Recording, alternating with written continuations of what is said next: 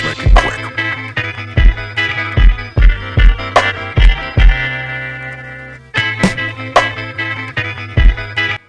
How are you guys doing? My name is Ja Basquiat. Thanks for tuning in to another episode of the College of Free Thought. Today's episode is going to be about A Brave New World versus 2023. Aldous Huxley and his predictions versus us. Motivated by my own conclusions and further revisions of a video the Academy of Ideas published about a year ago, I'm here to talk today frankly about the shocking premonitions the philosopher and English writer Aldous Huxley sought to make public amidst the release of his famed novel A Brave New World. A book that strings together a bold tale of a sole protagonist labeled a savage amongst an overly enforced dystopian society. It seems to represent an era of the world in which big daddy capitalism and its roots of evil and control has fully embedded itself in the seams of our Western culture. Whilst writing A Brave New World in the early 1920s, Huxley drew inspiration from his earlier contemporary and retro-futuristic ideals. H.G. Wells, who authored the cult classic The War of the Worlds and was known universally as the father of science fiction. Huxley's research on the addiction to servitude helped him properly cultivate his vision towards the impact of the New World Order and their division of man and self. So when I say New World Order, I know everyone who's a fellow theorist at home automatically assumes I'm referencing the Illuminati or some ultra left field concept that forces us to abide in an arbitrary utilitarian way. Conspiracy aside, Huxley found a way to highlight the fear of a clandestine faction ruling mankind and their motivation from within the constructs of a government building in the start of the 1900s. And he did it without the need of making a YouTube video showing you that there is some sort of all-seeing eye on the dollar bill or Rihanna and Beyonce is possessed. The premise is, with his intellect and the developing state of the world around him, he proposed that in the near distant future, not too far over the horizon, we as civilization will battle a plague of conformity and delusion administrated by our own conceptual technology. And to make these concepts simple to understand, we'll break them down into several categories so we can properly compare them to their real-world 2023 counterparts. For instance, Aldous starts our journey with the introduction of the Central London Hatchery, a conditioning center, a very ominous, omnipotent, looming government facility that took specific interest in the involuntary artificial conception of human life. Or in layman's terms, everyone had no choice at all, but to end up in a test tube. They further then went on to describe the exact production method required to develop a human being unnaturally, which follows a procedure they call the Volkanovsky process. I had to get real Russian for that, which relates to the following. Step 1. Take your original human embryo and clone it, splitting one into multiple. Place said fetus into a tube or a bottle. And if you want to follow at home, this is for you guys. Step 2. Since we want to run a self-sufficient ecosystem, every clone can't act the same. So to develop different characteristics, establish specific environments for each bottle or tube to travel within.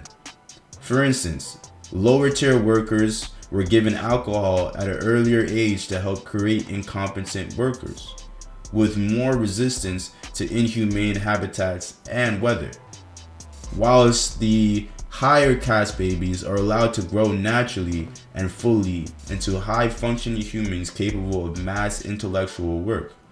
So like I mentioned earlier, after describing the book's inventions, I will be relating it to something shockingly similar in our reality. In this case, we have the convoluted aspects of genetic coding to deal with. We've seen traces of successful cloning procedures from as early as 1950, with the first iteration of an artificial duplicate stemming from the IP of a tadpole, or in layman's terms, the potting stage of a modern frog, like a baby frog. This image right here was pulled from BBC.com, highlighting, no jokes about that, but this was pulled from BBC.com, highlighting the various cloning achievements we made from circa 1950 to circa 2011, with the first human embryo being cloned in 2001. And the progression of resurrecting the long extinct woolly mammoth in 2011. What were we doing? So take a moment to pause the video and read. Since we have a lot to cover, I won't dwell on it now, or at least not too much. Just know that it seemed to have taken approximately 46 years to move from doubling tadpoles to creating whole sheep out of thin air. And promptly after their first mammal incarnation was conceived, a company named Clonade, a name that definitely could have been catchier, came out of the blue, proclaiming that on December 26, 2002, they were thrilled to bring into the world a beautiful baby girl named Eve. The first healthy baby to be artificially produced and cloned in known human history was delivered at a whopping 7 pounds and at an unknown location. After the doctors sought to help an infertile father and his wife have a kid without conventional adoption, in turn the baby was dumped in a tube and then was unnaturally placed in the womb of the mother just to pop out shortly after a C-section. No one knows the exact details if she had to wait to develop the baby a whole 9 months or if the baby's being raised to this day, but scientists are led to believe, amongst vast misconception and skepticism, that baby Eve shares 100% of the same genetic code as the parent host. Therefore, this lady quite literally birthed a younger version of herself at the age of 31, on the cusp of Y2K. And now, for some reason, we find ourselves in the middle of 2023. I can only imagine the advancement in these simple, well, definitely not simple, medical techniques. And even if we weren't talking about something as majestic as cloning nowadays and commercial practices, we have a larger abundance of adoption and surrogate mothers, with the sole purpose of revolutionizing the birth process, which results in dehumanizing our culture. Nature versus nurture, for sure. Shortly after, Huxley continues to develop the restraints of his fictional world and brandishes its inherent desire to produce robotic people through its extreme brainwashing tactics. He refers to this as hypnopedia, a process where social norms and values are ingrained in the minds of the youth while they sleep. This is only possible because of the repetitive phrases and terms these children are forced to hear every night.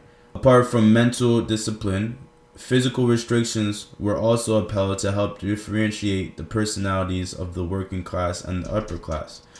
The impoverished adolescent would be shocked with electric in front of items such as flowers and books, so they would never yearn for the expensive and more elaborate things in life, therefore allowing them to remain content with their disadvantages and mistreatment whilst the rest of the population thrive. Huxley has a little bit to say about everything in this book. This guy was like, That's So Raven off of Shrooms or something. But I want to skip his remarks about transportation and monetary value for now, and hopefully I can revisit them in a part 2 sometime in the future. Lastly, we'll discuss his view or interpretation of what he deemed the future of entertainment and relationships.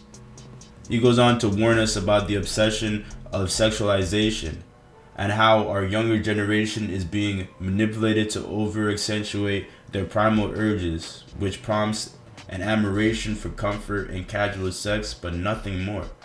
Instead of concerts, they call it community sings. In the novel, a weird congregation of exuberant social interactions, which more often than not leads to an uncontrollable sexual frenzy, often takes place every other day or so, just to show this inherent nature. This helps us highlight today's musical artists, for instance, such as Megan Thee Stallion, and the fact that every performance she has, one more article of clothes seems to be missing from her body. appealing to the youthful crowd, of course, as they only aim to replicate and honor such vulgar actions in a sexual manner. And then lastly, it seems like my boy Aldous knew about them perk 30s, man. Trying to tell you. All the way in 1920, riddled countlessly throughout the book, he refers to a pill that every civilian takes willingly and forcefully to induce a fake euphoric feeling of pleasure and relief. No matter what the issue is or how lonely you become, you essentially take a dose of this antidepressant and you're instantly excused from all ill thought and misconception. This avid reliance on their version of a happy pill that ultimately creates the disconnection between themselves, society, and nature itself is something called soma. Is their perk 30. And is regarded as one of the most, if not the greatest technological advancement the people in this brave new world have to offer. But because of their reliance on new forms of conditioning, they have nothing of themselves to actually offer. I will leave you with this. One quote from a man filled to the brim with them. If the first half of the 20th century was the era of the technical engineers, the second half may well be the era of the social engineers. And the 21st century, I suppose, may be the era of the world controllers, the scientific caste system, and a brave new world. With that, I'll leave you guys.